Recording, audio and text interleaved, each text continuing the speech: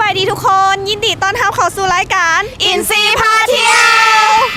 ตอนนี้น้องเขากำลังสิออกเดินทางไปที่วัดหนองปลาบึกพวกเขาจะมีกิจกรรมอย่างแน่ไปเบิ่งกันเลย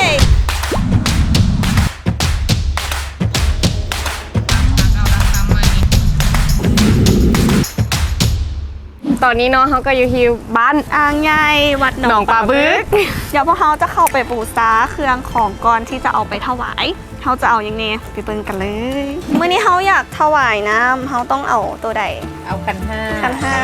ตัวนี้เลยมันบบูชาตัวนี้ บูชาก่อน ตัวนี้ถวายน้ำวัดหนองปลาบึกเป็นอีกวัดหนึ่งที่ติดกับแม่น้ำของอยู่ทางภาคตะวันตกเฉียงเหนือของประเทศลาวในตำนานเรากล่าวขานกันมาตั้งแต่โบราณว่าวัดแห่งนี้มักจะมีปลาบึกใหญ่ขึ้นมากินอาหารที่ประชาชนชาวบ้านไปเฮ็ดกิจกรรมให้หัวอาหารปลา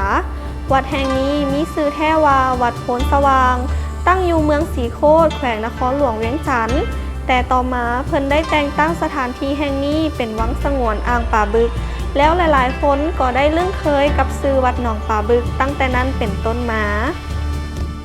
โดยต่อไปพวกเขาก็จะไปปล่อยป่ากันซึ่งมันเป็นป่าอย่างวิโต้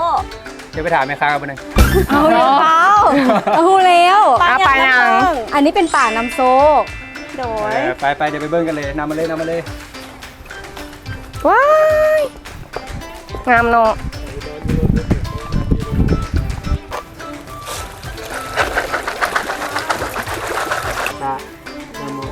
ภะคะวะโตอะระหะโตสัมมาสัมพุทธัสสะ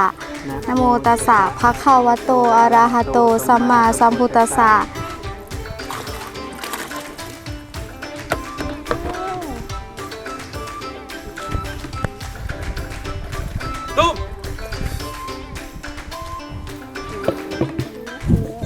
และหลังจากไปปล่อยป่ามาแล้วพวกเขากับพาที่จะมาซื้อเลขป่า UCF ซี